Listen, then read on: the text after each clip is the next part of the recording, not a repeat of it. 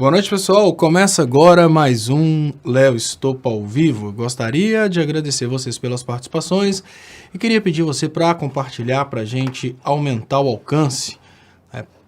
Por favor, compartilhe aí nos grupos de WhatsApp, nos grupos de Twitter, hoje transmitindo também pelo canal do Stoppa. Então, se você está aí no Facebook, pelo canal do Stoppa no Facebook, eu peço, por favor, compartilhe aí para a gente aumentar o alcance. Deixa eu já trazer aqui os primeiros comentários da noite.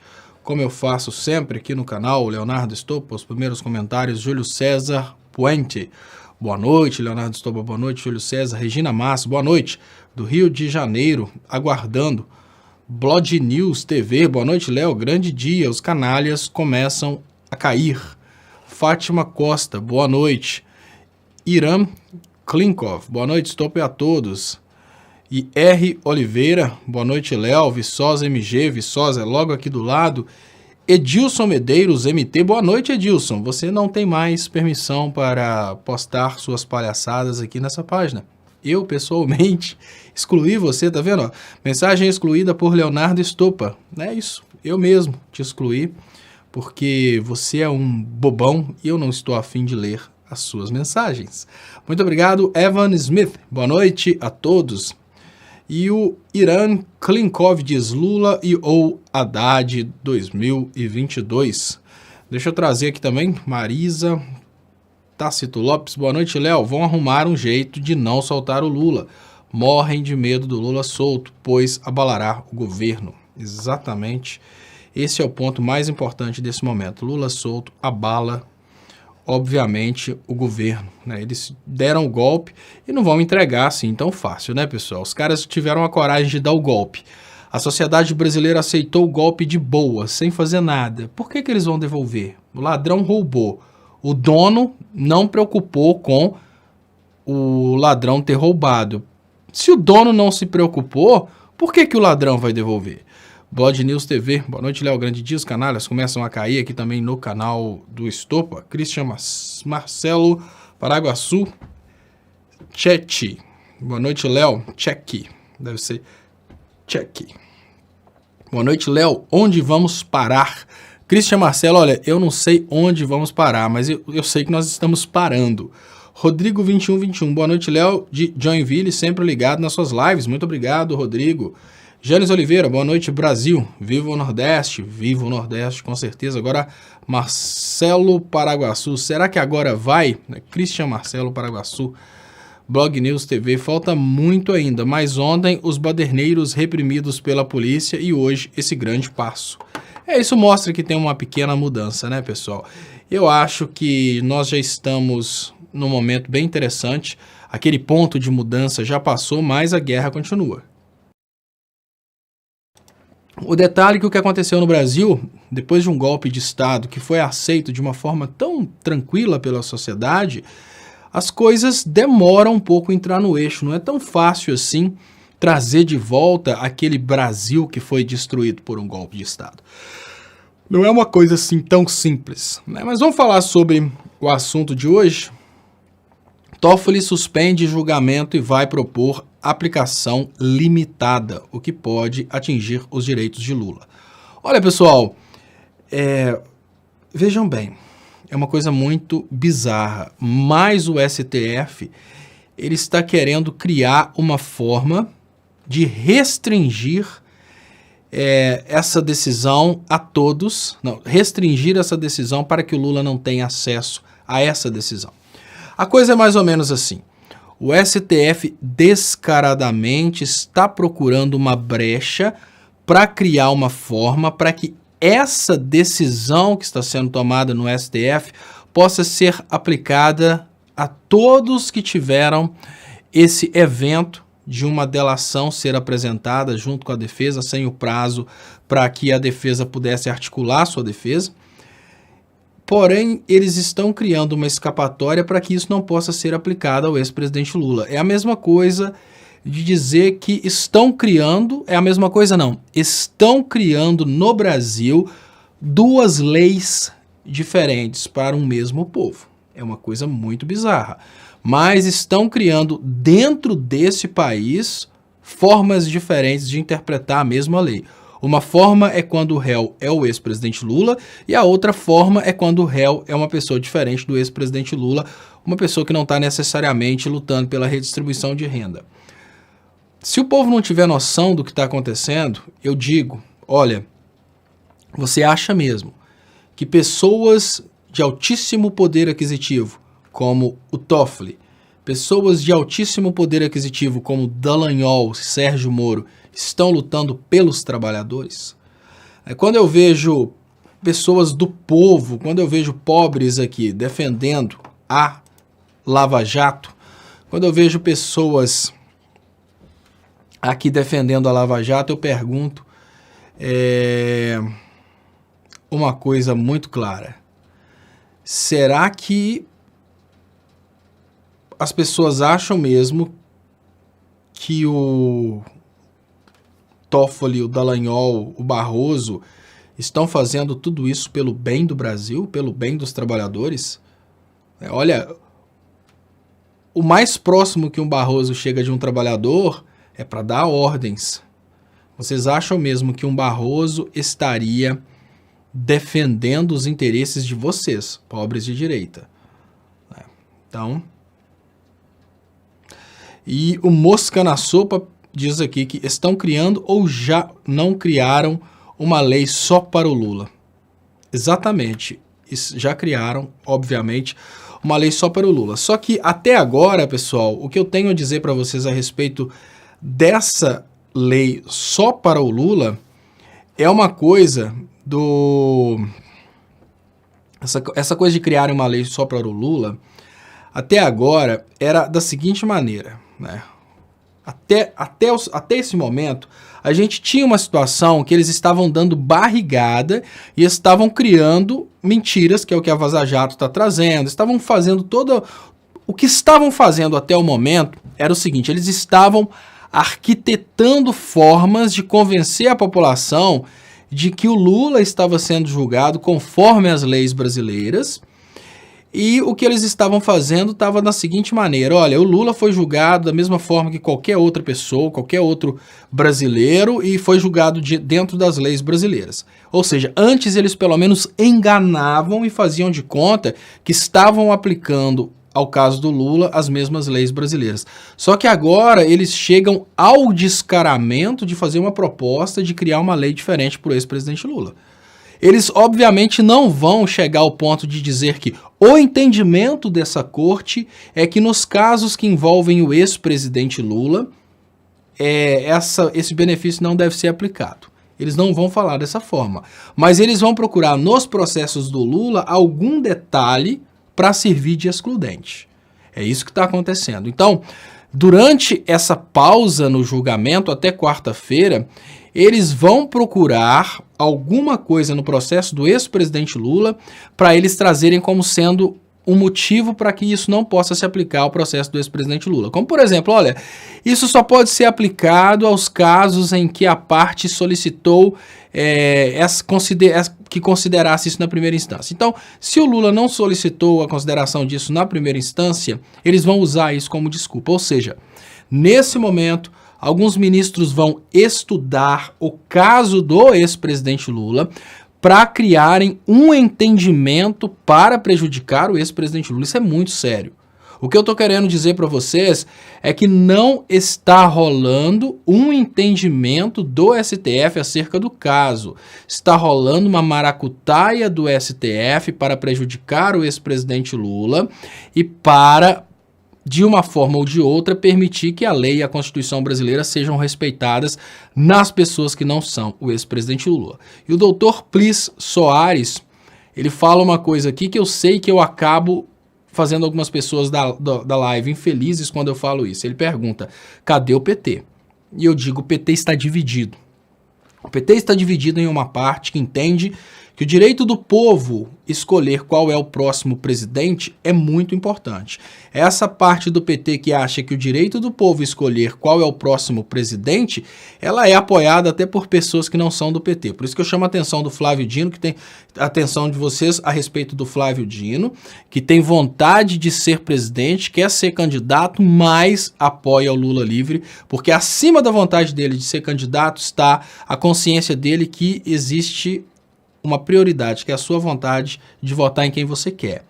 Por outro lado, tem muitas pessoas dentro do PT que são canalhas e querem a prisão do Lula para se aproveitarem da prisão do Lula de duas formas. Uma, fingindo que estão lutando pela liberdade do Lula, e outra, tentando ser o próximo Lula. Isso é uma coisa muito séria, mas é o que está acontecendo nesse momento, infelizmente. E é muito importante que a gente tenha consciência disso. Deixa eu liberar aqui os comentários. Bom, deixa eu trazer aqui no canal do Estopa.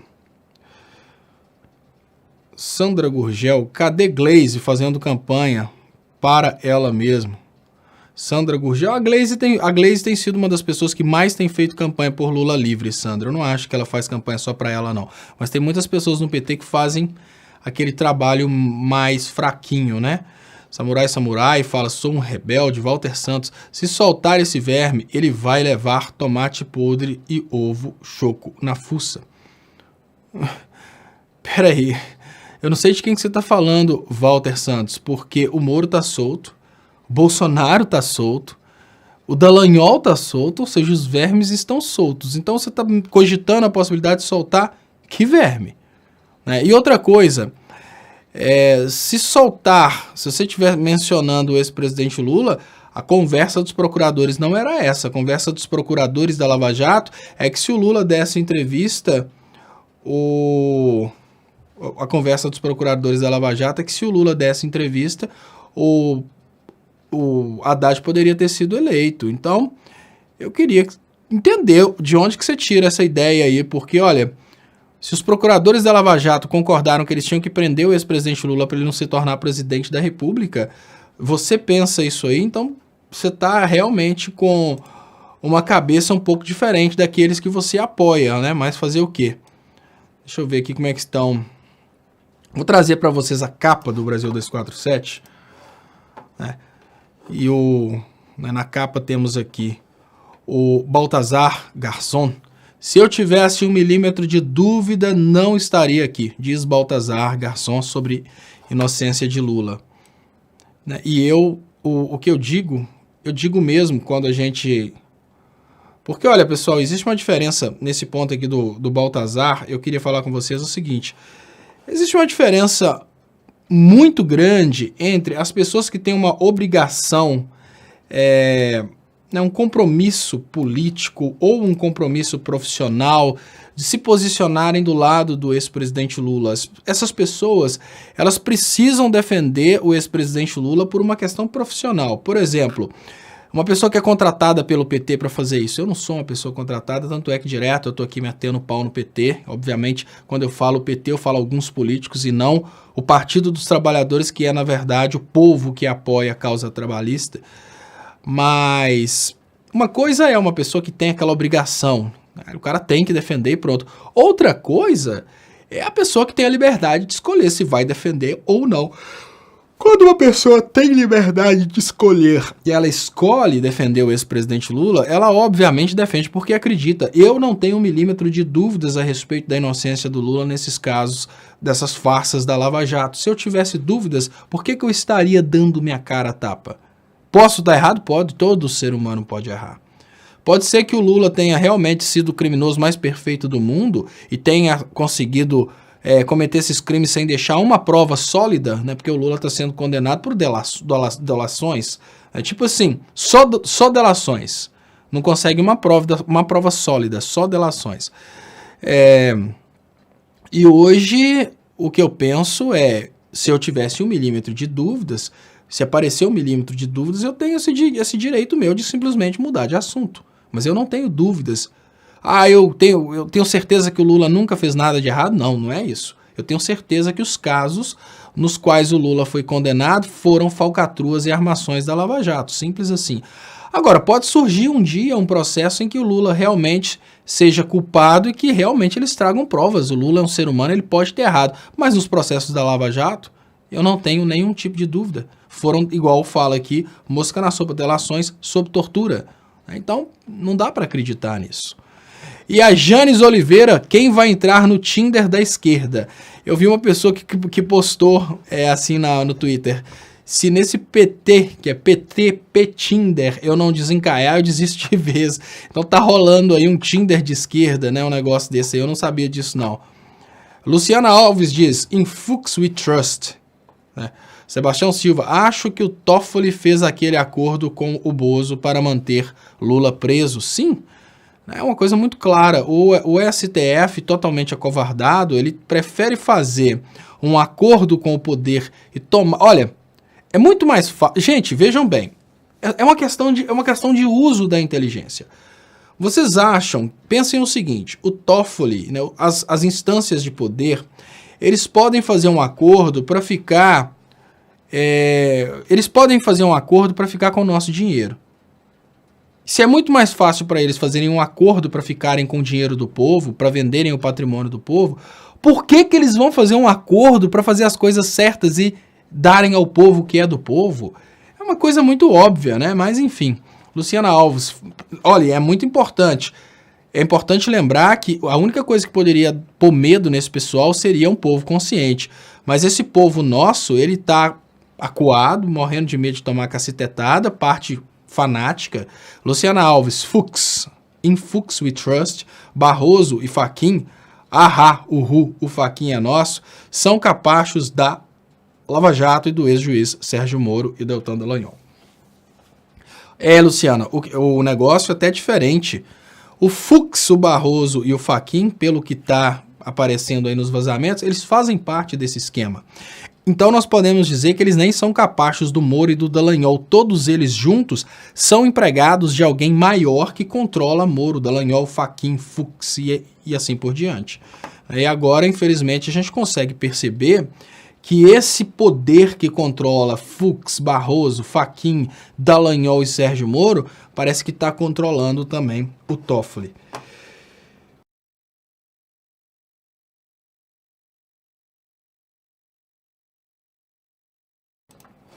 Deixa eu liberar aqui os comentários.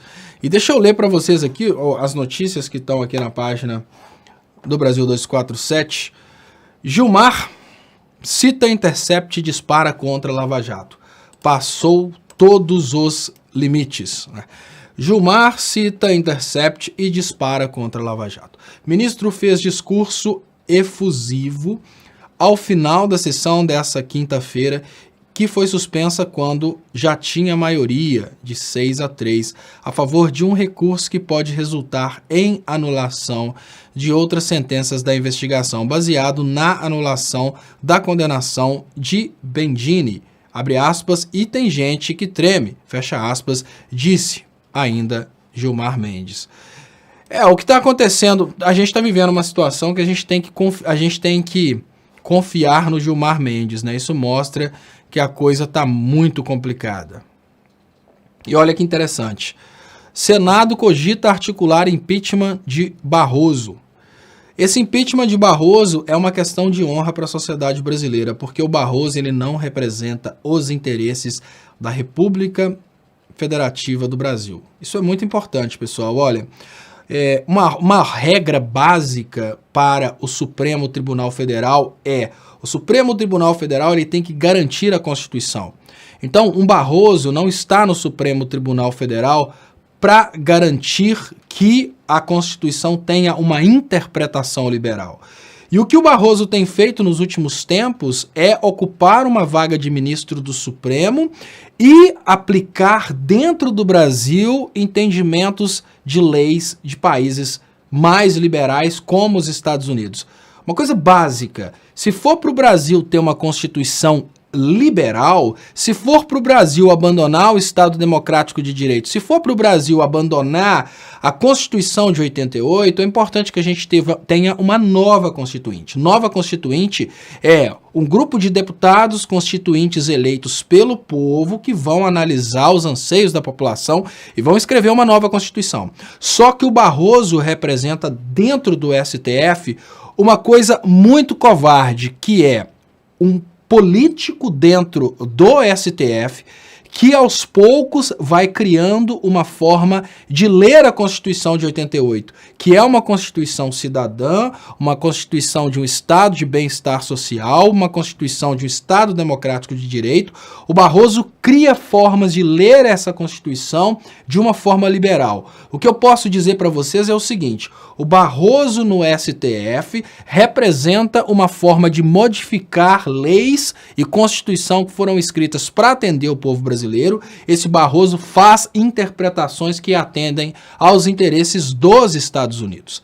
Então, esse cara, ele representa a pior coisa que pode ter dentro de um Supremo Tribunal Federal: uma leitura constitucional em favor de outro país. Então, da mesma forma que o Bolsonaro representa no poder executivo do Brasil uma intervenção dos Estados Unidos no Brasil, ou seja, o Bolsonaro é um interventor dos Estados Unidos no poder executivo, o Barroso é um interventor dos Estados Unidos no poder judiciário. O impeachment do Barroso, ele tem uma função dupla. Primeira função: o impeachment do Barroso funciona como uma cirurgia de câncer. O impeachment do Barroso, ele tira a célula cancerígena daquele corpo, que no caso é o STF. E a primeira pergunta que se faz no momento em que se cogita o impeachment do Barroso é: e quem entraria no lugar do Barroso? Eu posso dizer para vocês que não existe nada pior para o STF do que o Barroso, porque o Barroso já é uma experiência de um representante dos Estados Unidos dentro da Suprema Corte Brasileira. Ah, mas o próximo ministro será indicado pelo Bolsonaro. Sim, será indicado pelo Bolsonaro. Mas se o Brasil conquista o impeachment do Barroso, e eu digo que o impeachment do Barroso é uma conquista do povo brasileiro, se o Brasil conquista o impeachment do Barroso, o STF vai começar a temer desrespeitar a Constituição para fazer política e lobby para banqueiros e lobby para outros países. O impeachment do Barroso pode significar um pouco de juízo no STF, porque vai ser a primeira vez em que um ministro do Supremo vai sofrer o impeachment e os demais ministros do Supremo vão começar a trabalhar de uma forma mais compatível com a Constituição. E se tem uma coisa que o STF no Brasil não tem feito nos últimos tempos, é trabalhar de uma forma compatível com a Constituição. O STF tem feito política somente porque, obviamente, todos os entes políticos, como ministros, como desembargadores e como juízes, eles fazem política. Mas o detalhe é que uma coisa é você fazer uma política um pouco compatível com aquilo que é o seu Estado. Outra coisa é você fazer uma política que não tem absolutamente nada a ver com o que está dentro da Constituição brasileira. O Barroso, ele representa esse tipo de política. No momento que o Barroso sofre um impeachment, vamos pensar um elemento de futuro em anúncio, o Barroso sofre um impeachment, os demais ministros vão se realinhar. E hoje eu falo com vocês que nem o Alexandre de Moraes, que veio diretamente do PSDB, representa mais o liberalismo dos Estados Unidos e os banqueiros americanos do que o Barroso. Nenhum ministro dentro do STF consegue ser mais a favor dos Estados Unidos e contra o Brasil do que o Barroso. Então, se a gente tiver que escolher um para ser o exemplo de impeachment, para que os demais entrem no eixo, eu garanto para vocês que o Barroso é, sem dúvidas, esse elemento para sofrer o impeachment. Mas é muito difícil, porque quando um ministro do STF, quando um político brasileiro representa os interesses dos Estados Unidos, ele tem um pouquinho de proteção também dos Estados Unidos, né? Mas já é muito boa essa possibilidade do Senado cogitar articular o impeachment do Barroso, porque isso coloca o Barroso um pouco mais preso à Constituição.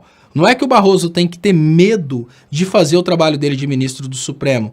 é que o Barroso precisa começar a fazer um trabalho mais compatível com a Constituição. Se os ministros começam a fazer um trabalho compatível com a Constituição, o trabalho deles vai ser mais harmônico. Olha, imaginem essa questão que está sendo julgada nesse momento. Olha, pedir juristas, pedir um STF para discutir, pessoal, se a ordem das delações... Pensem o seguinte, olha, nós temos de uma forma muito clara no Código de Processo Penal brasileiro, muito clara, não tem dúvidas, nós temos de uma forma muito clara no Código de Processo Penal brasileiro que as alegações finais são do acusado. Muito clara, ou seja, a acusação faz... a acusação é trazida, depois que a acusação é trazida, vem o acusado e faz a sua defesa. Se a gente tem um STF discutindo esse assunto, se tem um STF que está discutindo esse assunto, o que eu posso dizer para vocês que é a mesma coisa de uma hora para outra as pessoas começarem a discutir se realmente 2 mais 2 são 4. Né? Imaginem o seguinte, será que 2 mais 2 é 4? Já pensou se... Eu falo isso porque isso é uma coisa de compreensão comum para todas as pessoas. 2 mais 2 pode ser que dentro de uma igreja dessas igrejas de fanáticos, eles consigam realmente colocar na cabeça dos fanáticos que 2 mais 2 não é 4. Mas pelo menos fora dessas igrejas de fanáticos, não tem dúvidas que 2 mais 2 é 4. Então eu estou trazendo esse exemplo para que todo mundo consiga entender como que a coisa é absurda. Imaginem vocês que determinados matemáticos, né, determinados políticos no Brasil comecem a contestar que 2 mais 2 não é 4. E que todos os professores universitários ao redor do mundo comecem a se reunir para votar para ver se 2 mais 2 é 4. Então, é uma coisa um pouco sem nexo imaginar que a gente tem uma reunião dos maiores professores de matemática no mundo para decidir se 2 mais 2 é 4, porque é uma coisa de conhecimento geral. Da mesma forma, no campo jurídico, não há dúvidas de que se existe uma acusação, logo após essa acusação, a defesa tem um tempo para apresentar as alegações finais.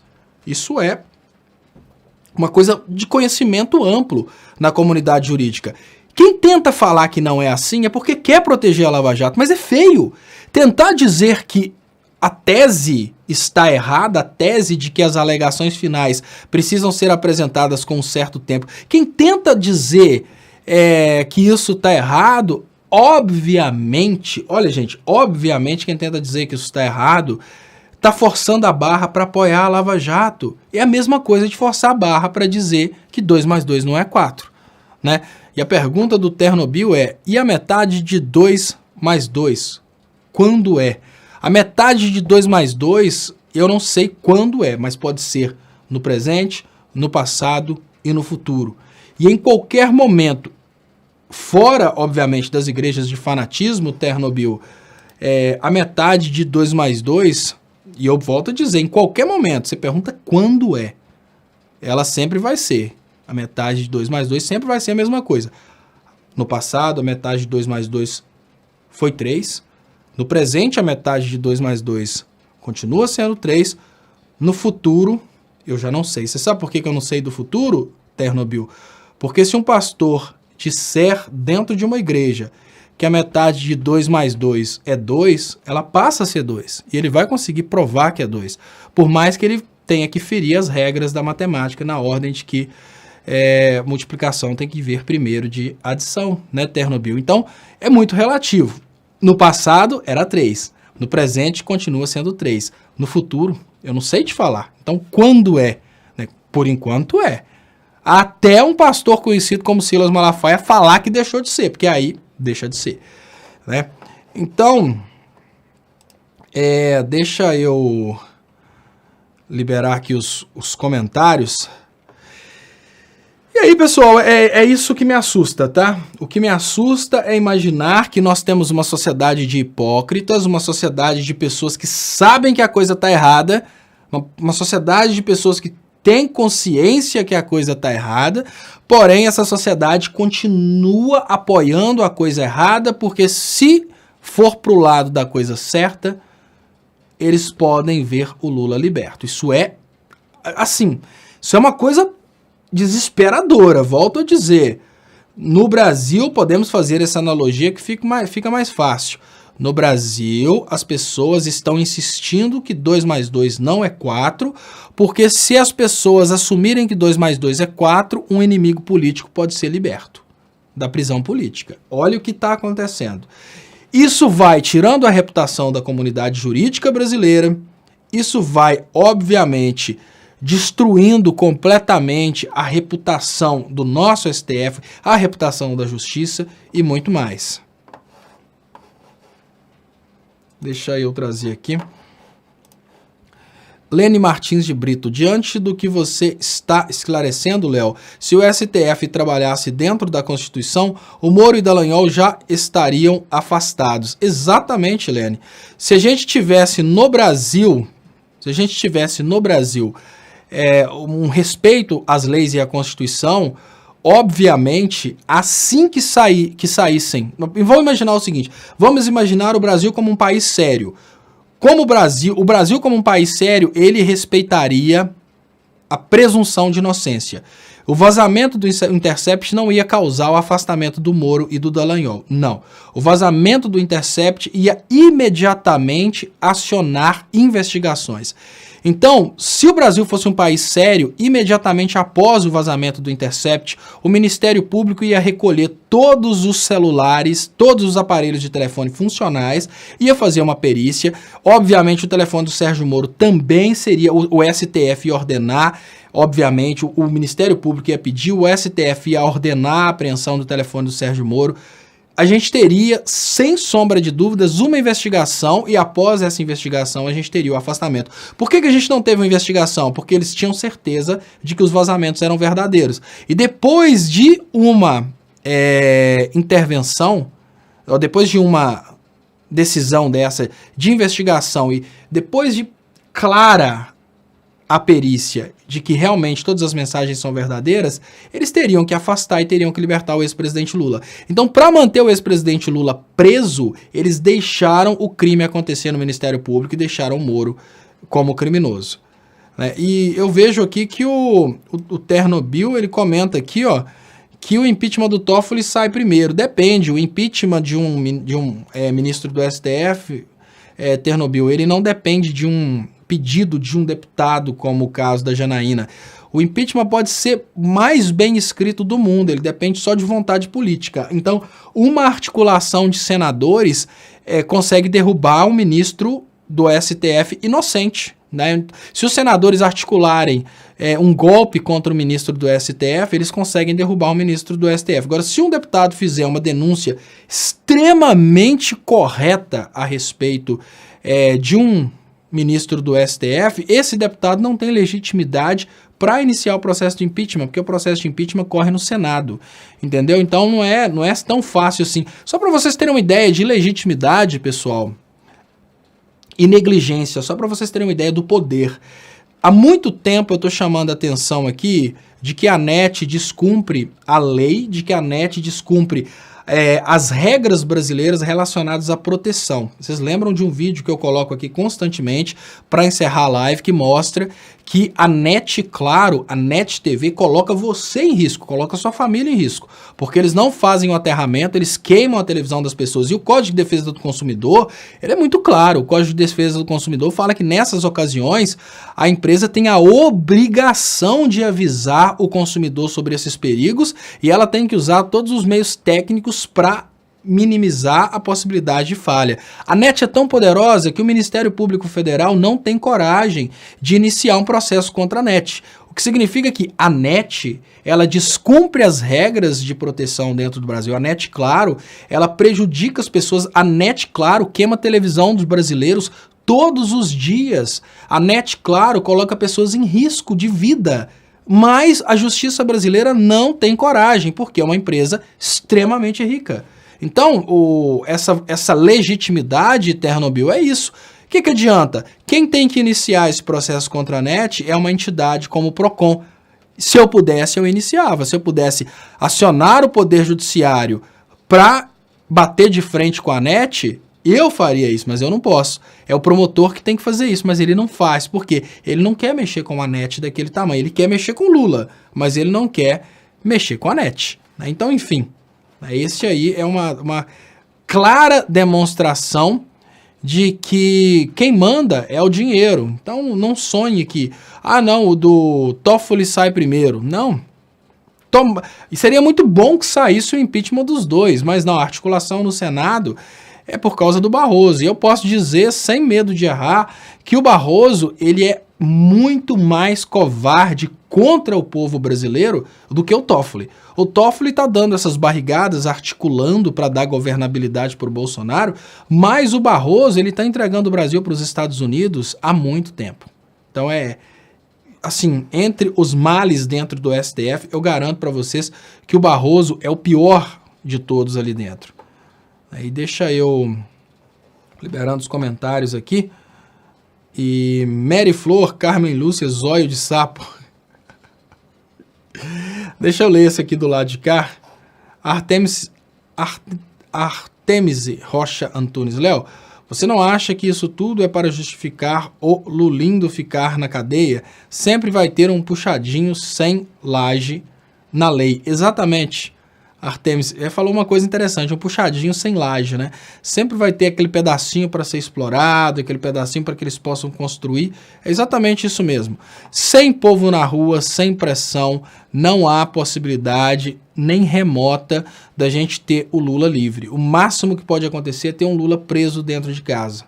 Tá? Então, é uma coisa bem complexa o que a gente está vivendo. E nesse momento eu chamo a atenção, quem assistiu ontem, e é a conversa que eu estava tendo ontem com o...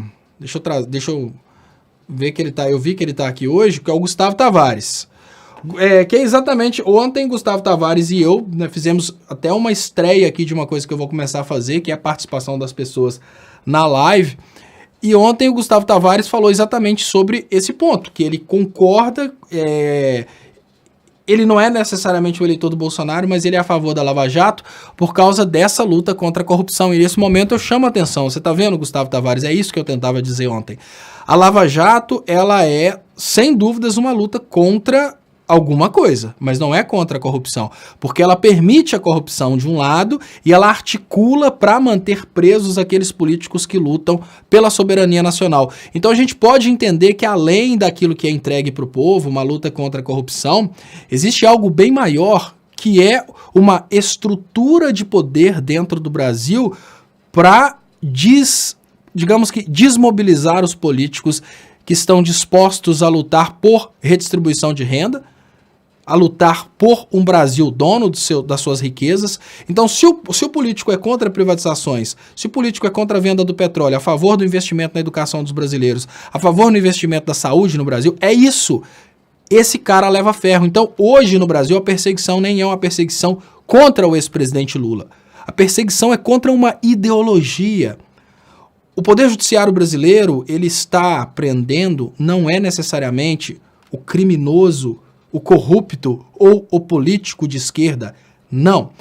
O Poder Judiciário brasileiro está prendendo uma ideologia que pode ser resumida na ideologia de redistribuição de renda.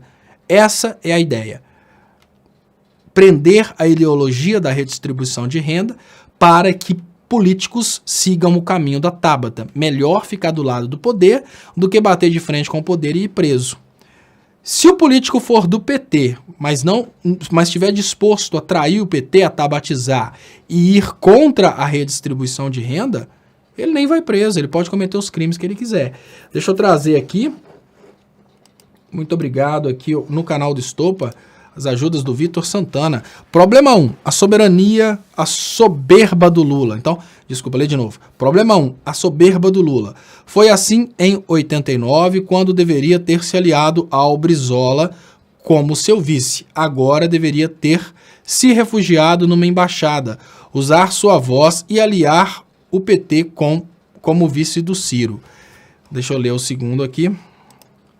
Problema 2, a soberba do Lula. Ao invés de indicar para o STF juízes como o Aragão, que estão do lado do povo, resolveu ser um republicano.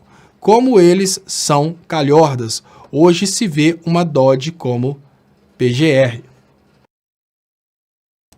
Olha, o Vitor, antes de mais nada, eu queria dizer que eu não vou contestar o que você escreveu. Não vou contestar, por quê? Porque ninguém teria condições de dizer se seria melhor o Lula com o Brizola de vice. Ninguém tem condições de dizer. Deixa eu ver se vem problema 3. Problema 3, a soberba do Lula, que colocou o Brasil nas mãos de juízes como Barroso e Toffoli e o resto. Até porque, infelizmente, o Brasil não tem povo, tem plateia. Né? Então, Vitor, sobre o primeiro ponto, eu não vou te contradizer, não. Porque poderia realmente ter sido melhor. O detalhe é o seguinte, para você conseguir uma maioria de votos, você precisa fazer uma articulação. A união com o PMDB é uma questão de conseguir um partido que tem um poder de fazer campanha muito grande. As pessoas ainda não entenderam que política não é uma coisa tão simples. A política é uma articulação com esferas de poder. Então a articulação com o PMDB, Vitor Santana, foi um acordo entre empresários e trabalhadores, aquilo que a gente chama de acordo de classes.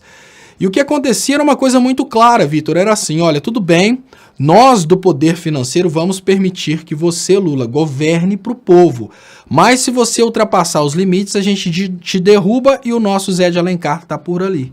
Você entendeu? É assim que funciona um acordo de classes. Olha, a classe dos trabalhadores conseguiu colocar o presidente da República, mas a classe dos empresários conseguiu colocar o vice-presidente.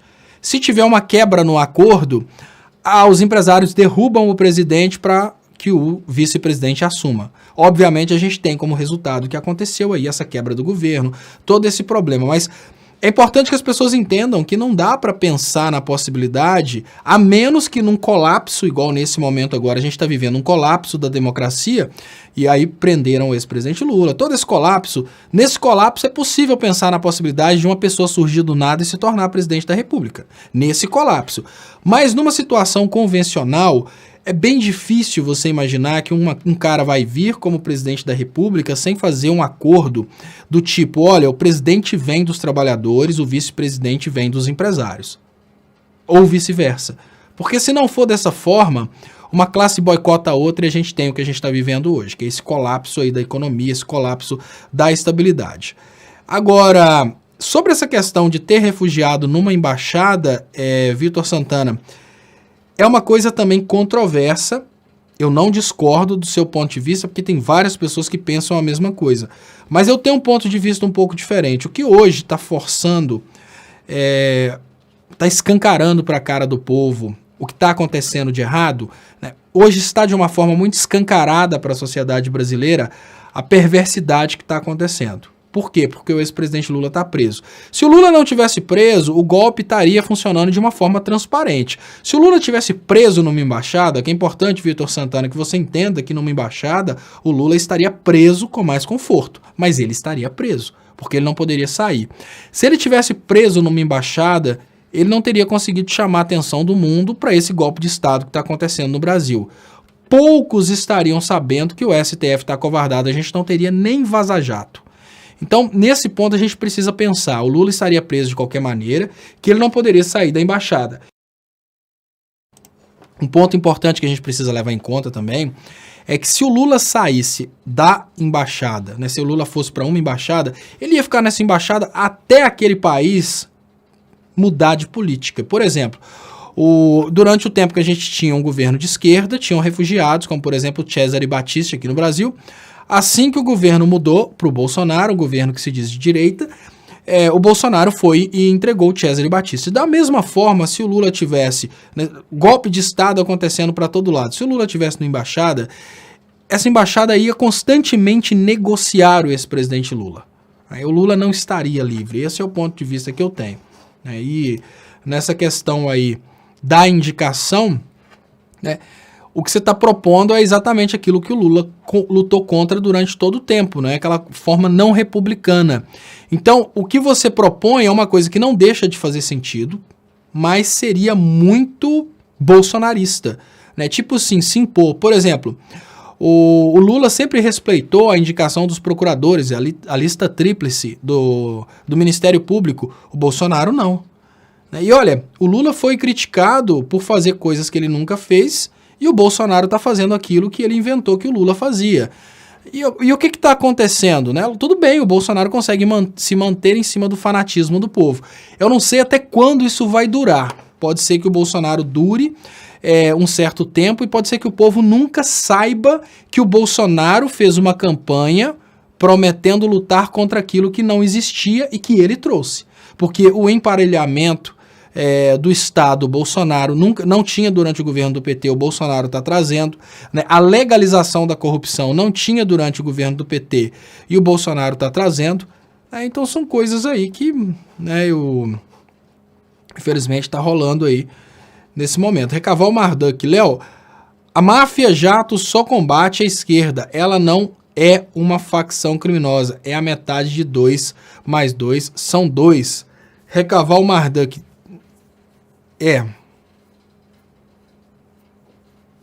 Léo, a máfia jato só combate... Eu não entendi, porque a metade de 2 mais 2 não é 2 se for sem os parênteses, mas se for com parênteses aí já é 2, né? Mas se traz uma alternativa para o que como é que fala? O Ternobyl trouxe, que o Ternobyl trouxe fora dos parênteses. Mas a metade de 2 mais 2 realmente são 2. Então é uma outra forma, agora que eu entendi. É uma outra forma de ver a mesma coisa. Muito obrigado, Recaval Marduk, né, por ter trazido pra gente aí essa versão com parênteses, né, que faz muito sentido. E eu vejo aqui que a Adriana Campo disse, né, olha que fofinho que a Adriana Campo trouxe. Ela não, peraí, deixa eu achar aqui. Ela trouxe, olha que menina opressora, ela trouxe Lula cachaceiro. Eu te falo, Adriana Campos, você tem 2 coisas que o Lula não faz questão nenhuma de esconder, é que ele promove sim a cachaça brasileira, né? Inclusive o Lula é responsável por promover esse produto nacional ao redor do mundo, e eu não achei a sua frase falando que ele tem 9 dedos. Né? Então, vou dar um tempinho aqui, Adriana, para que você chame ele.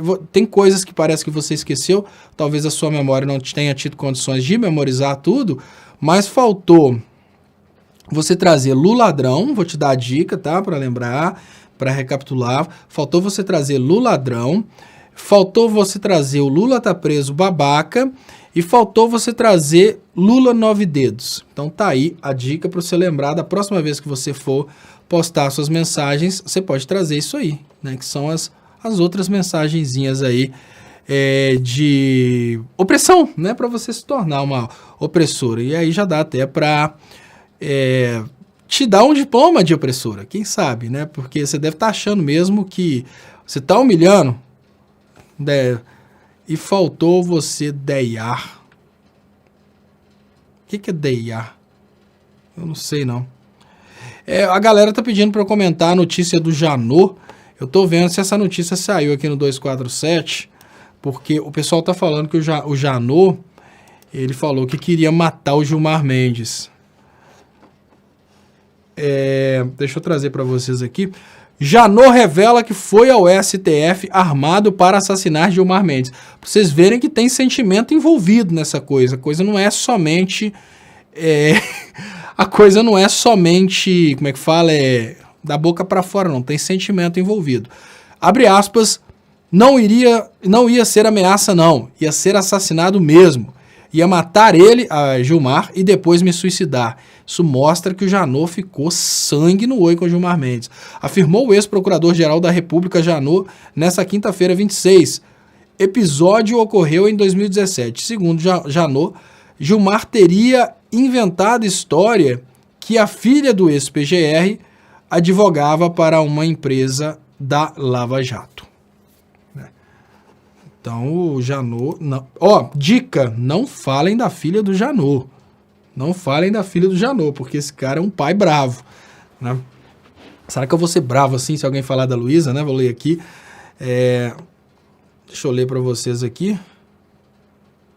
Em maio de 2017, Janot pediu o impedimento de Gilmar na análise de um habeas corpus de Eike Batista, com o argumento de que a mulher do ministro, Guiomar Mendes, atuava no escritório Sérgio Bermudes, que advogava para o empresário. Ao se defender em ofício a então presidente do STF, Gilmar afirmou que a filha de Janot, Letícia Ladeira Monteiro de Barros, advogada para a empreiteira OAS em processo no Conselho Administrativo de Defesa Econômica, CAD, segundo o ministro, a filha do ex-PGR poderia, na época, ser credora por honorários advocatícios de pessoas jurídicas envolvidas na Lava Jato. Fecha aspas. Foi logo depois que eu apresentei a sessão de suspeição dele no caso do Eike. Aí ele inventou uma história que minha filha advogava na parte penal para uma empresa da Lava Jato. Minha filha nunca advogou na área penal. Aí eu saí do sério, afirmou o ex-procurador-geral. Então, ministros do STF, desembargadores, juízes, procuradores, todas as autoridades, tomem cuidado, não ultrapassem os limites do respeito. Não falem das filhas dos colegas de vocês para evitar que vocês levem fogo, chumbo grosso. Além do mais, estamos vivendo um momento no qual a matemática tomou conta agora da live, né? Mas enfim, o que acontece é que estamos vivendo um momento um pouco sanguinário e é importante que vocês entendam que não é vantagem falar da filha dos outros. Nós temos um presidente que fala da mulher dos outros, mas eu não lembro do presidente falando da filha dos outros. Mas o Gilmar falou da filha do Janot e quase tomou chumbo grosso. E o Janot deixou bem claro que não ia sobrar para contar a história, ou seja, não ia dar para prender o Janot depois disso, porque o Janot ia passar fogo e morrer depois. Deixa eu trazer para vocês aqui Leandro Scott R.Z. Jaques. E olha, pessoal, as pessoas me pediram um comentário sobre isso e eu vou fazer um comentário porque eu acho importante fazer também um comentário sério. Eu brinquei demais, as pessoas me pediram para fazer um comentário, acabou que eu não respondi esse pedido. Olha, o comentário que eu tenho a respeito desse caso é que os brasileiros precisam ficar espertos com o que está acontecendo. E eu chamei a atenção disso há um tempo atrás. Hoje a Operação Lava Jato desrespeita famílias, hoje o Poder Judiciário desrespeita famílias, a Presidência da República retira recurso de famílias e o que o Janot traz para a gente nesse momento é a demonstração do que um pai pode fazer no momento que ele sente sua filha ameaçada. Agora imaginem vocês que se tem uma coisa que nós temos no Brasil hoje, são pais perdendo o emprego por causa da Operação Lava Jato. E isso aqui é uma coisa que está acontecendo com uma pessoa de alto nível na República, alto nível financeiro, alto nível social. Nós estamos falando de um Rodrigo Janot que foi procurador-geral da República. No momento que ele era procurador-geral da República, ele cogitou matar um algoz, matar o Gilmar Mendes e depois se suicidar. E eu pergunto para vocês, o que vocês acham que pode acontecer no momento em que os pais brasileiros começarem a perceber que por causa do bolsonarismo, por causa de alguns ministros do STF, por causa de alguns políticos brasileiros, os filhos estão passando fome? Olha, o Janot cogitou a possibilidade de matar o Gilmar Mendes e se suicidar depois, porque o Gilmar Mendes falou uma coisa contra a sua filha. Imaginem o que os pais brasileiros podem fazer no momento que eles começarem a perceber que os filhos estão morrendo por falta de investimento nos hospitais, que os filhos não mais terão um direito de estudar. Enfim, no momento em que os pais brasileiros perceberem que o que está acontecendo hoje no Brasil é um grande golpe e que esse grande golpe está repercutindo na saúde, na qualidade de vida e no futuro dos filhos. Imaginem o que os pais brasileiros podem fazer com vocês, ministros do STF, no momento que eles perceberem que vocês estão mantendo o Lula preso para que o pré-sal brasileiro possa ser vendido e, com isso, condenar o futuro dos nossos filhos para um futuro incerto, para um futuro sem condições de investimento. Imaginem vocês, autoridades brasileiras, o que os pais brasileiros podem fazer no momento que eles entenderem a verdade, no momento que eles entenderem que foram feitos de otários por essa armação de vocês, de que tudo era uma luta contra a corrupção e, na verdade, vocês estavam lutando pela corrupção, vocês estavam lutando pelo patrimônio do povo, vocês estavam lutando para vender as estatais do povo, vocês estavam lutando para vender o futuro desse povo. Então, eu chamo a atenção por isso. Se o Janot, que tinha um alto cargo na sociedade, um alto posto, não precisava nem se preocupar com a quebra da indústria nacional promovida pela Operação Lava Jato. Se mesmo assim ele cogitou matar uma autoridade brasileira para defender a sua filha, imaginem o que farão os pais brasileiros quando souberem da verdade. É por isso que eu falo, se tem uma coisa que o capitalismo brasileiro está fazendo de irresponsável, é cutucar os pais.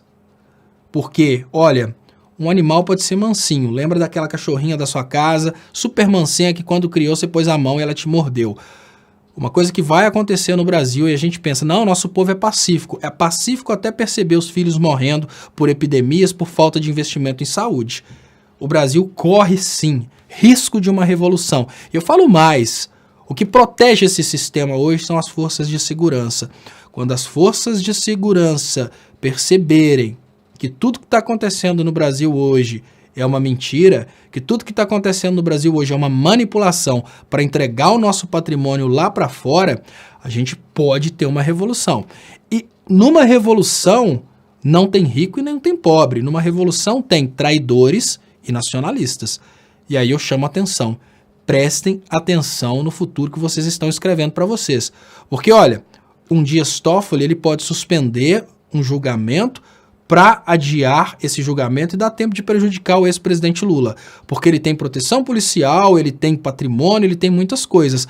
Mas numa revolução tudo isso cai, ele se torna um ser humano de carne e osso, como eu, como vocês.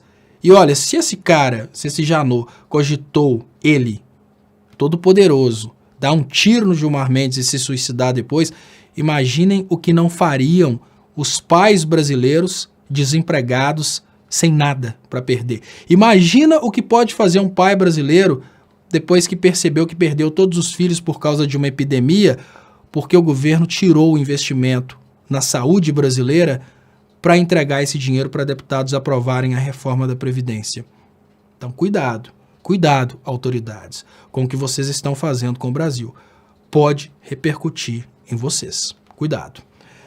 Deixa eu trazer aqui os comentários. Leandro Scott RZ Jax. Léo, eu costumo desafiar pessoas como essa Adriana. Falo para defender Bolsonaro sem citar PT, Lula, esquerda, comunismo e socialismo. E sem ofensas pessoais. Só valem argumentos que envolvam Bolsonaro e seu governo diretamente. Não, nem precisa dizer isso não, Leandro. É só falar uma proposta do Bolsonaro que tenha reflexo positivo na sociedade. Nenhum deles consegue dizer, né, obviamente. Recaval Marduk. Léo, você não acha que a chance da esquerda virar o jogo com fim Lava Jato, escancarar o golpe é agora? É para unir a esquerda, vamos com Flávio Dino, presidente, e Lula, vice? Lula, com sua grandeza e sabedoria, toparia, com certeza. Recaval Marduk. Olha, o grande problema, Recaval, é que o Lula está preso. A esquerda, ela está dividida.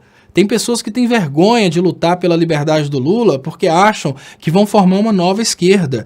E tem fanáticos dentro de igrejas que nem estão sabendo dos vazamentos do Intercept. Então nossa situação está bem mais difícil do que parece, né? Então, deixa eu trazer aqui o quebra-pau está acontecendo agora na matemática, depois que o Ternobil trouxe a Discord aqui para a live, trazendo aquela coisa de matemática para cá. Olha só.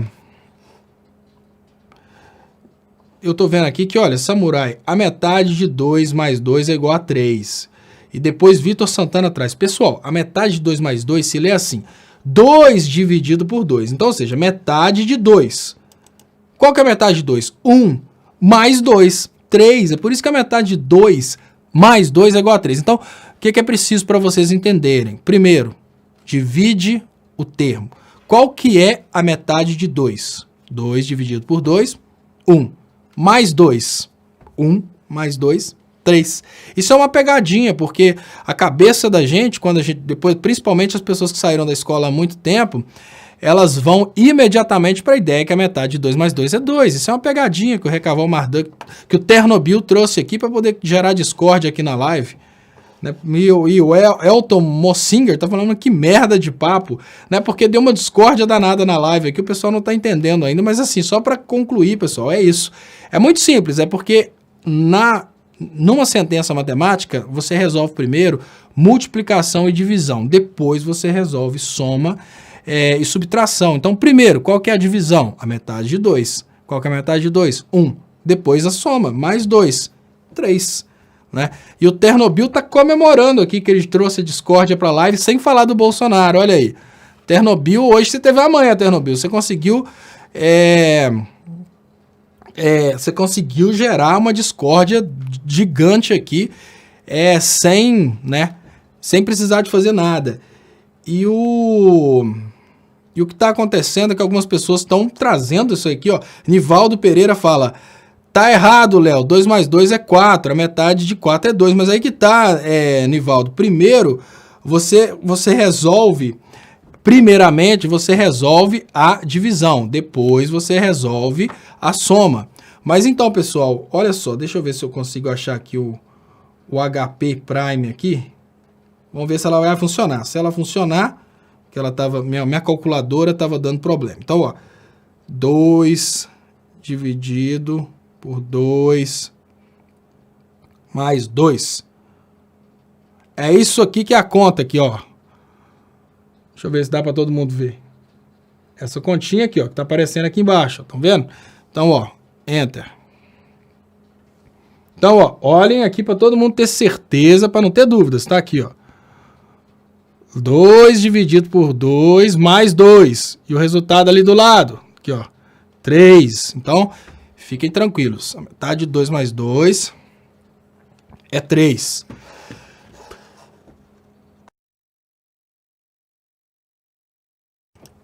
Bom, muito obrigado, pessoal, pelos compartilhamentos. Deixa eu liberar aqui.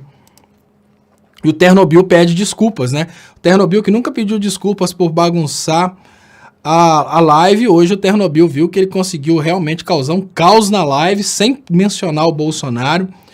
E ele pede desculpas aí pelo caos que ele gerou. Deixa eu trazer aqui. E o Chocoprint BR participando da live hoje diz: obrigado a todos pelas participações, na oportunidade, deixe seu like, muito, muito importante, pessoal.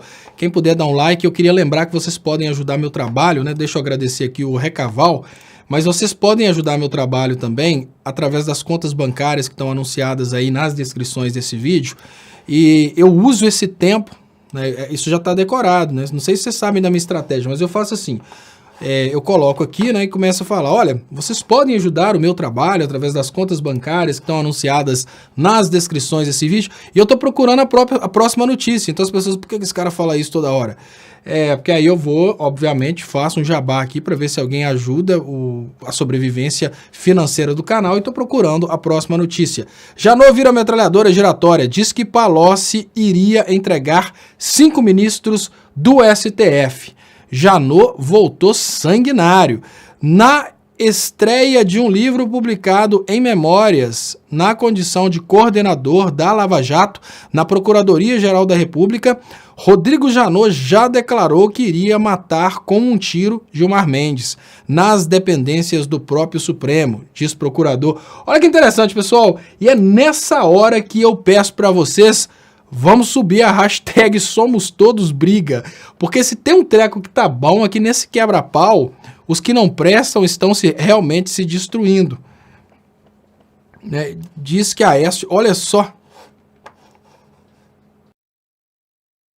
E aí vocês conseguem ver o que é o nível da galera, né? Janot diz que Aécio o convidou para ser candidato a vice. Rodrigo Janot resolveu se tornar um jorro de declarações bombásticas. Ainda não se sabe muito bem por quê. Ele diz que Michel Temer lhe pediu para não investigar Eduardo Cunha e que Aécio Neves o convidou para ser vice dele na chapa de 2018. Olha que interessante. Rodrigo Janot, deixa eu trazer aqui. A reportagem do site DCM destaca o relato de Janot, abre aspas, certo dia em 2017, meu conterrâneo, o senador Aécio, sentiu que o clima estava aquecendo com as investigações sobre a Odebrecht e me convidou para ser ministro da Justiça quando ele fosse eleito presidente da República no ano seguinte. Eu, é claro, declinei. Dias depois, ele voltou e me fez outra proposta. Abre aspas, quero pedir desculpa, o convite não estava à sua altura. Eu acho que você podia ser o meu vice-presidente. Você escolhe qualquer partido da base, filia-se e vai ser o meu vice-presidente. Isso vai ser um fato mundial. Então, os direitistas têm aí os seus juristas, os seus procuradores, os seus perseguidores de estimação. O interessante é que o Aécio Neves, ele cogitou a possibilidade de ser candidato em 2018, né, gente? Olha, isso mostra que o Aécio era um cara realmente muito otimista, né? Mas, enfim, deixa eu voltar aqui para a capa. Vocês repararam que uma coisa importante que a gente precisa destacar nesse momento é que o assunto política virou entretenimento, né, pessoal? Política virou entretenimento. Política tá igual futebol. Deixa eu ver que tem um colega que trouxe uma poesia matemática aqui. Léo Estopa, na política não existe conta de divisão e subtração, mas sim conta de adição. Como o PT fez para chegar ao poder, uniu com o partido PMDB. Né, existe, infelizmente, isso mesmo. Né? Os partidos precisam se unir. E é isso que eu tenho tentado falar com os eleitores do Bolsonaro, mas eles insistem em não levar isso a sério. O Bolsonaro se uniu ao PSDB, senão não tem governabilidade, ou seja, o Bolsonaro é do partido do Aécio. Larissa, Janot está confuso, esclerosado, só pode. Teve uma carreira aprovada pela maioria dos servidores do Ministério Público e agora fazendo papelão. Larissa. É interessante, tá, Larissa, o que o Janot tá fazendo, porque o Janot, ele foi... o Janot, ele foi, de uma forma ou de outra, o Janot foi impedido de fazer um bom trabalho por causa dessa questão política. E agora, aos poucos, a gente está começando a ver os vazamentos aí, a gente começa a ver que o Janot, ele teve uma carreira aprovada pelo Ministério Público, mas politicamente ele começa a se mostrar um apoiador de uma Lava Jato, que era um grupo de crime, né? Um grupo criminoso.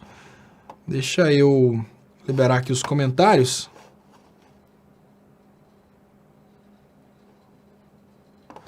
Alair Padovani, eu queria agradecer de coração, ele diz, Estopa, ajudei hoje com R$30 pelo Bradesco.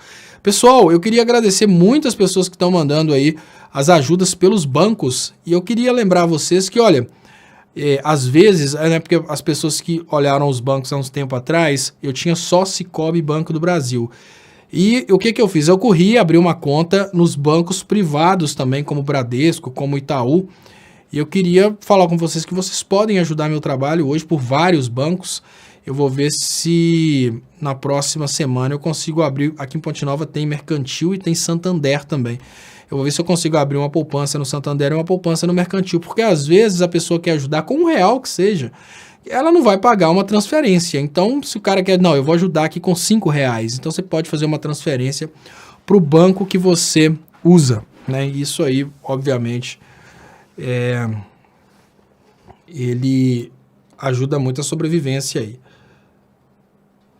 Everton Barbosa, caro Léo, em caso de uma revolução, a melhor tática é a de sabotagem, nem o nazismo resistiu. E o Odair Jorge Moraes, discordo, sou idoso e essas pegadinhas eu conheço há mais ou menos 55 anos. Se é para falar bobagem, como muda, abre aspas, pé de café onde assa, pato com surda pele, tesoura. Deve ser um bate-papo interno aí, né? Everton.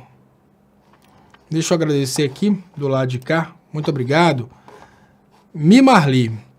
Léo, se por isso Janot quis matar e os pais das crianças assassinadas pela PM olha só. Você entendeu, Mir Marli? Agora você está explicando de uma forma muito interessante. Você trouxe aqui a resolução do problema. É exatamente isso. Existe uma coordenação dos políticos para conseguirem manter a criminalidade alta nos bairros pobres. E é exatamente isso que você está falando. Olha, às vezes um pai perde um filho num tiroteio entre bandidos e a polícia, e depois o que sobra para ele? Ser inimigo da polícia. Então, quando Auschwitzianos fazem esses tiroteios, eles fazem de caso pensado. Isso é para manter o ódio contra a polícia dentro das favelas.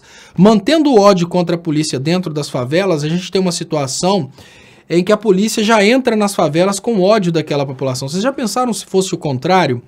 Já pensaram se as favelas não recebessem os policiais com ódio? A gente não pode imaginar que um policial...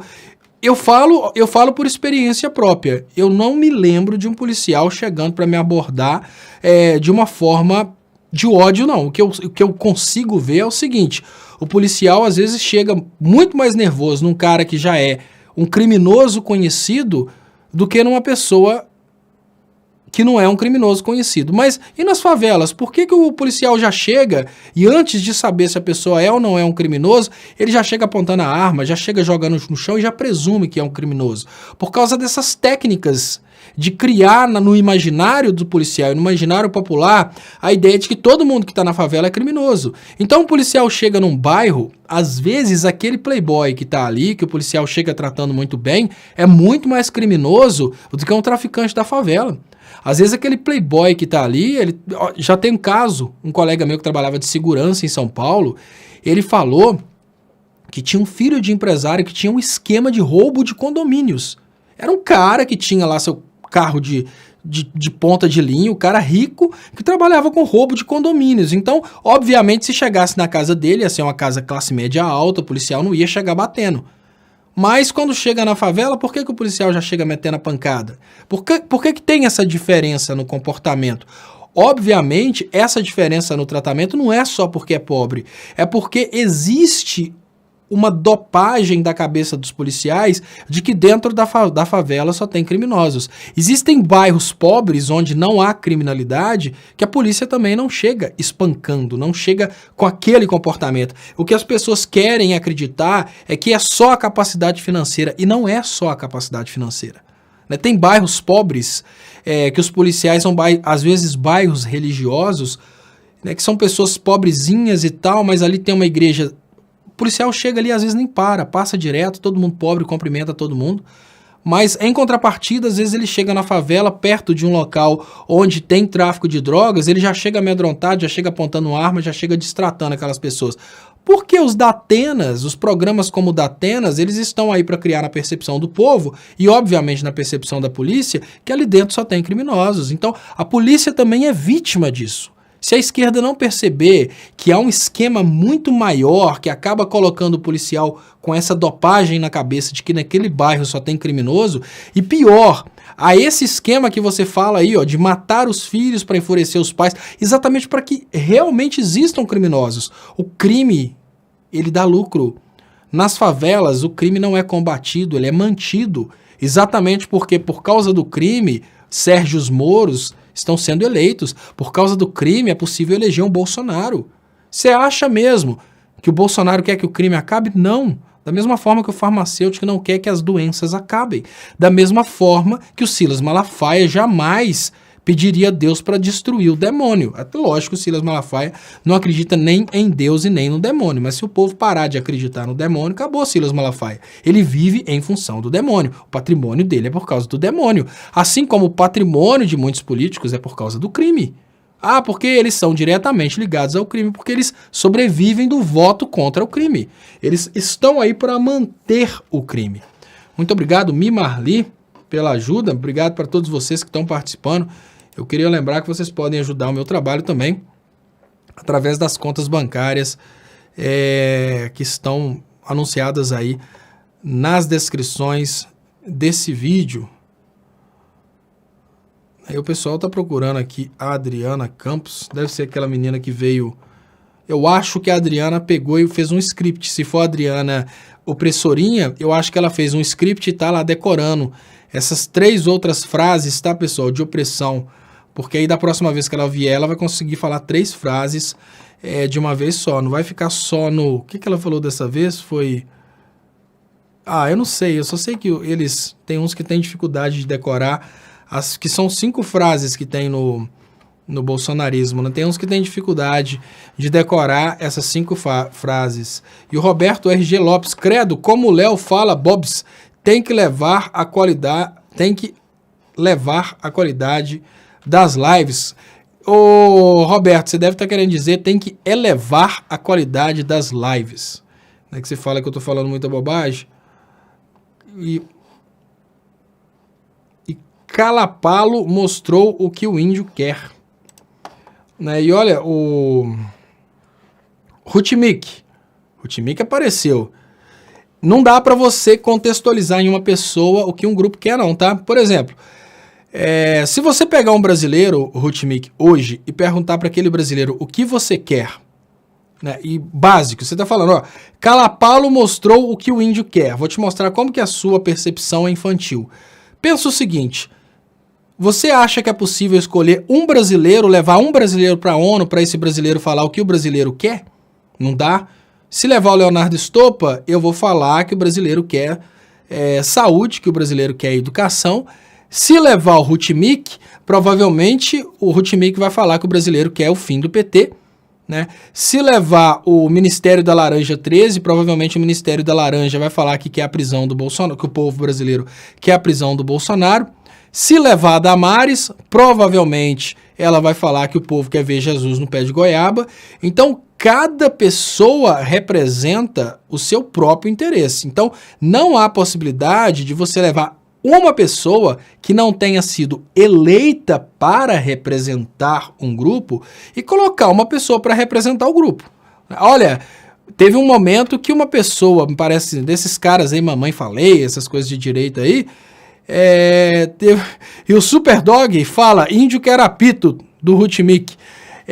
Olha só, Rutmik, teve um momento que os bolsonaristas pegaram um cara da Venezuela e fizeram uma entrevista com esse cara da Venezuela, como se ele falasse por toda a Venezuela. Sabe por que existe a democracia, Rutmik? Exatamente por isso que eu te falei.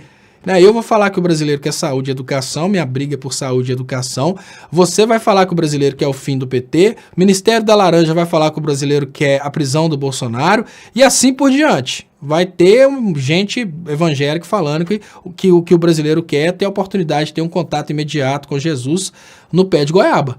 Então, como que a gente faz para resolver esse problema, Rutmik? A gente divide esse povo em representações, funções do poder. E essas funções vão ser democraticamente eleitas. A gente escolhe um representante para executar as leis, para executar aquilo que o povo quer. Executar, e não criar, executar.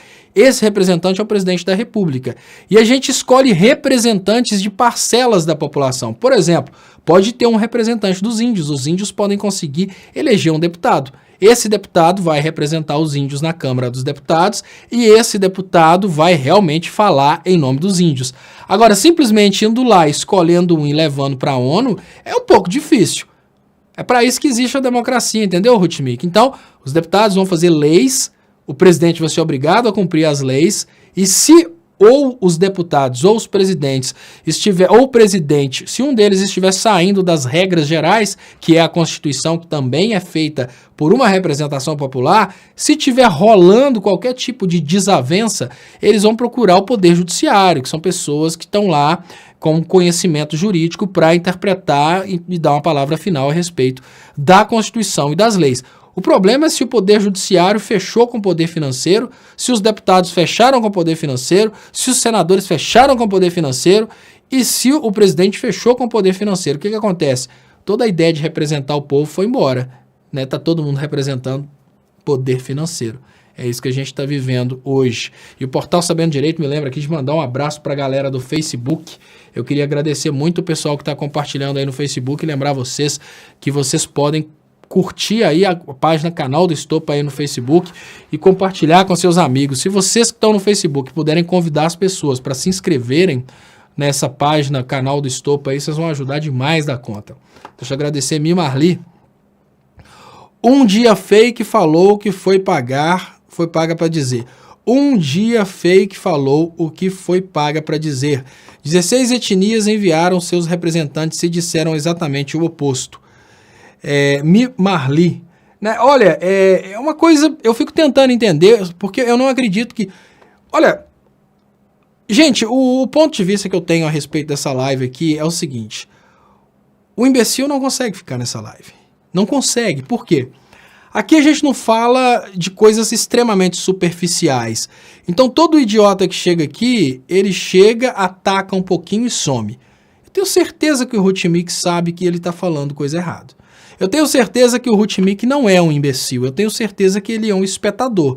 Ele está aqui para ficar enchendo a paciência, mas ele sabe que não há possibilidade de você ir lá numa tribo indígena e escolher um índio que é amigo seu para falar em nome de todos os índios.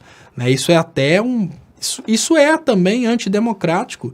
Isso é ferir a democracia, você representar um povo com um representante que não foi escolhido pelo povo. Da mesma forma que o Bolsonaro é um golpe de Estado no Brasil, é um presidente que veio de um golpe, ele escolheu um representante dos índios que vem de um golpe, ele está escolhendo um representante da Venezuela que vem de um golpe.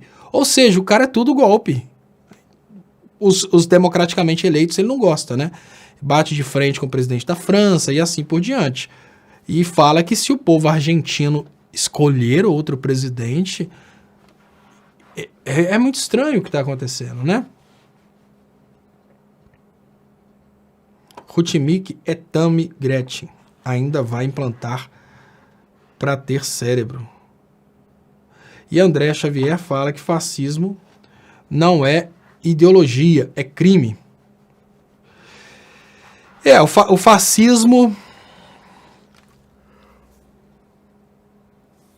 O fascismo é fascinante, deixa a gente ignorante e fascinada, André Xavier. São palavras de Humberto Gessinger, que precisam ser lembradas, porque naquele momento o fascismo fascinava e agora o fascismo voltou a fascinar ignorantes, infelizmente.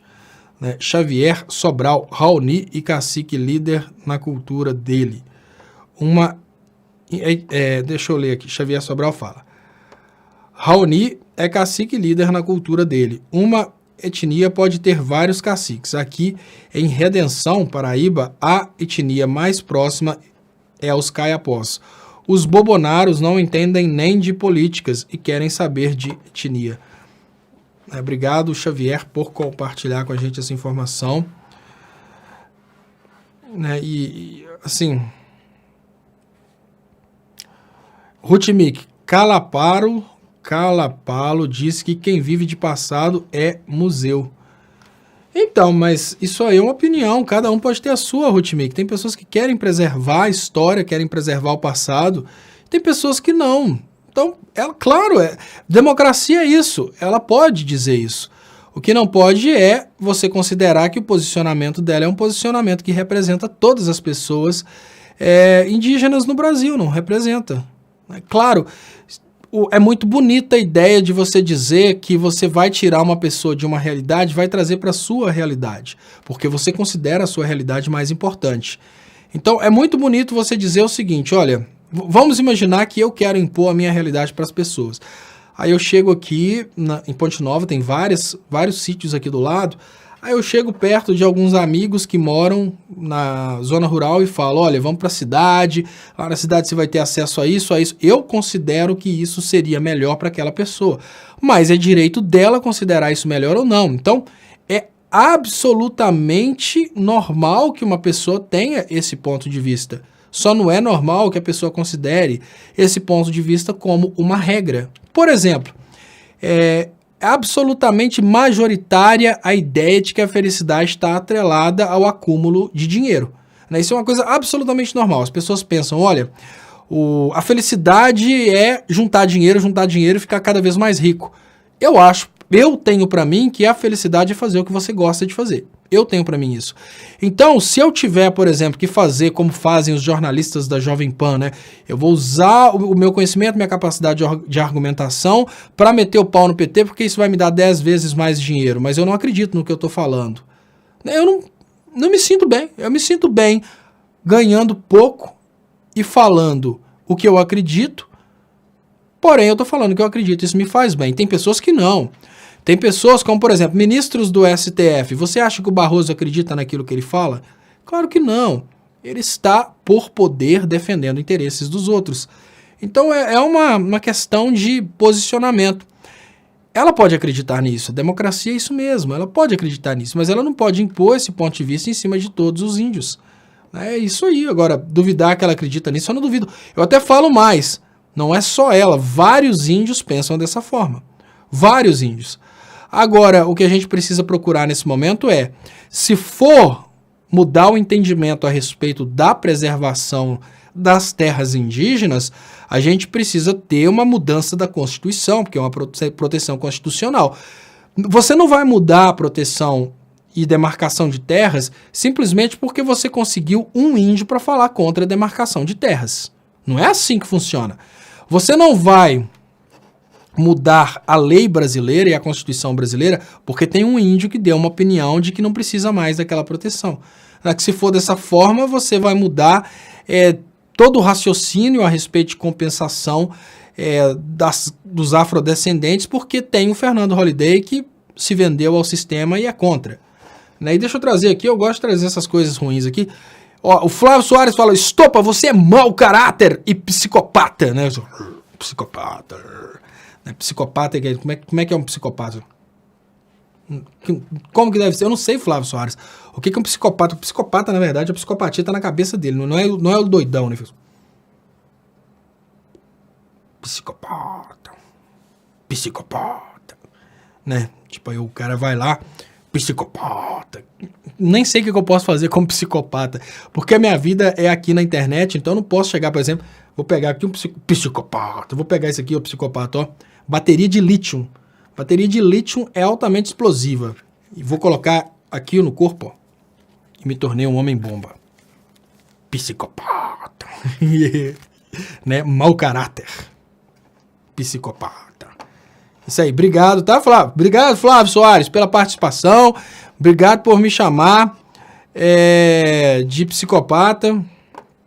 E o Naldo Souza, pouco no final da live, você ganhou 10 mil fácil. Depende de 10 mil o quê? Se eu conseguir 10 mil curtidas numa live, eu vou aplaudir muito. Se você estiver falando de divisas financeiras, Naldo Souza, que Deus te ouça, menino. Que Deus te ouça. Mas não é fácil assim, não. O João Gabriel manda aqui um psicopata. O cara vai e me chama de psicopata. Imagina, psicopata. Só falta arrancar minha treinadora. Psicopata. Eu sou um psicopata. Ó. Vou pegar um pet panel aqui, ó. Psicopata. Vou virar pro lado aqui, ó. Psicopata. Não é super do mal esse. Eu sou psicopata, né? Aqui, ó.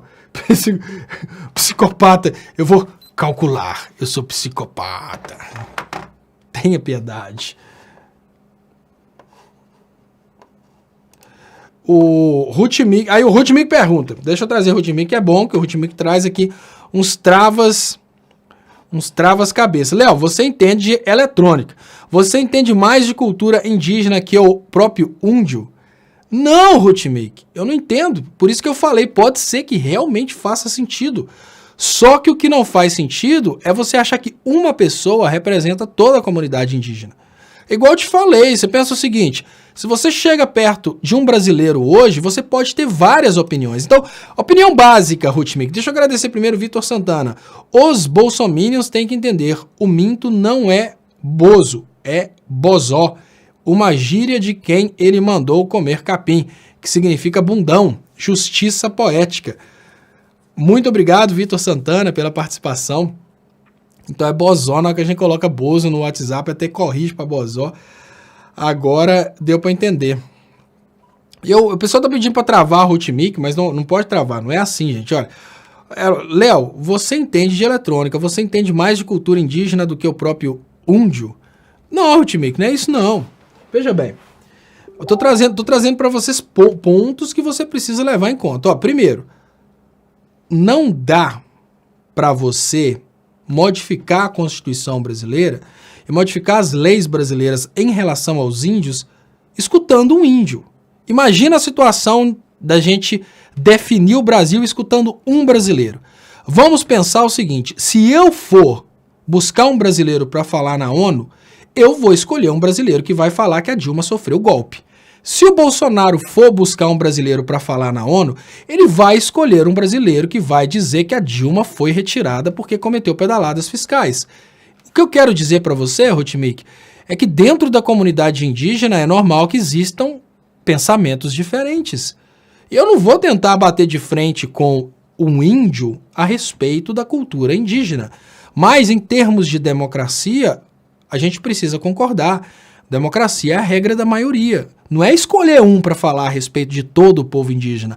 A menos que a gente tenha tido, por exemplo, uma eleição. Vamos imaginar que o Brasil decida criar uma representação política dos povos indígenas.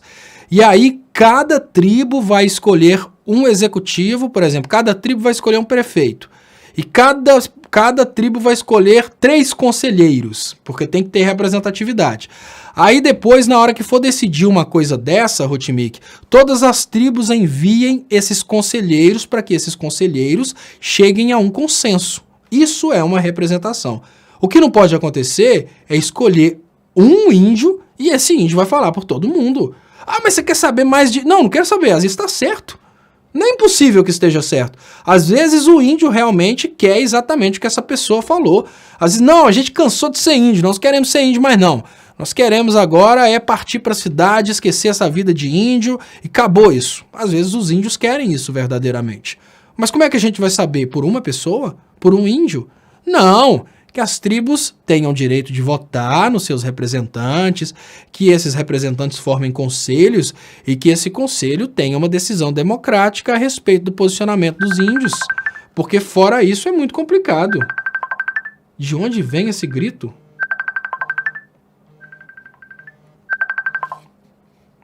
Ah, é o Anthony que está falando comigo? Anthony, você acaba de fazer um barulhinho aqui que eu não sei por que funcionou, mas funcionou. Pode ser. Deixa eu ler aqui. Muito obrigado, Recaval Marduk. Léo, your English live yesterday was very good. But what about the other 3 languages? Japanese, Chinese, Mandarin, Arabic and German. Deixa eu lembrar um negócio em mandarim aqui que... Árabe, eu lembro que eu estudei um pouquinho de árabe no Rosetta Stone. Como é que era mesmo? Não, eu esqueci esses negócios tudo. Agora, German, eu lembro que tem Guten Tag, um negócio assim. E há muito tempo atrás, quando tinham os cursos de idiomas Globo, que não eram da Globo nada, só eram vendidos pela Globo, meu pai comprava aquilo, eu lembro que eu era criança e eu comecei a escutar, e a primeira frase é Das ist ein Lied, von Klaus Hoffmann. E tinha Das ist ein Text, von Goethe. Eu não falo essas línguas difíceis aí não, Recaval Marduk. E eu explico bem um pouquinho do inglês e eu parlo um pouco de italiano. E eu lembro que eu consegui entender, né? J'ai compris français, mas não consigo falar bem, não.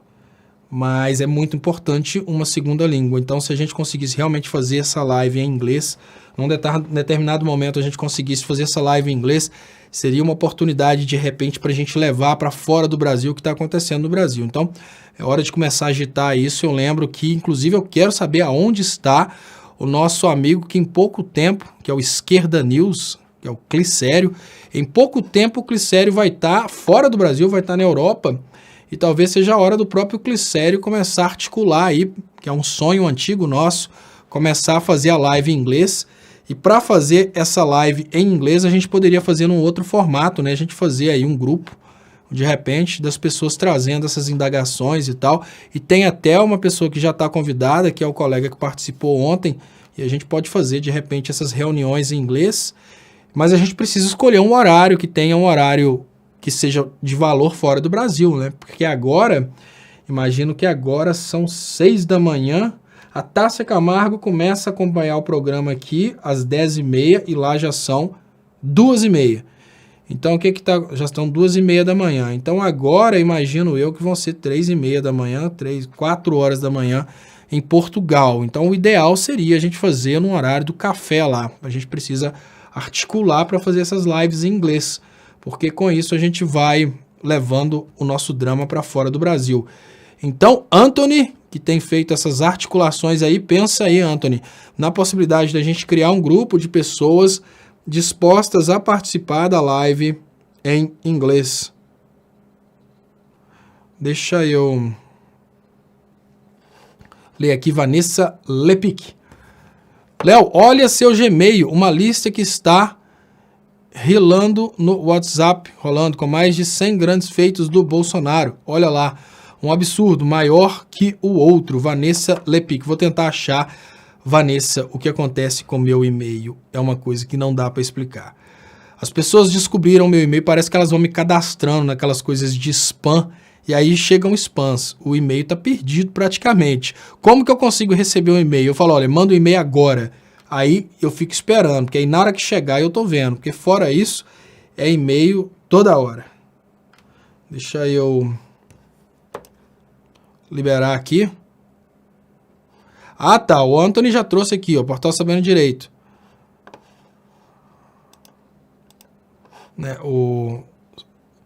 a Solanger, também do nosso grupo, pode ajudar, do Zewa. Interessante.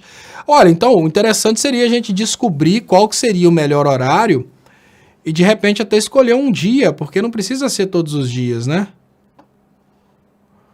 A gente pode tentar fazer aí um bate-papo em inglês para tentar levar o nosso drama para fora do país.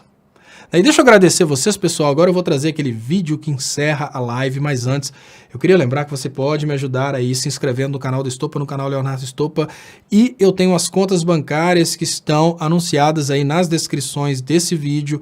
Você pode ajudar fazendo um depósito em qualquer uma dessas contas que estão por aí. Então, muito obrigado. Você pode ajudar por cartão também através do PayPal. Então, fiquem com a live que encerra a live, o vídeo que encerra a live, depois a reprise e até mais. Aqui no Brasil, a gente tem uma prática muito cruel das empresas que instalam serviços de TV a cabo. Eles não fazem o aterramento do sistema de TV a cabo.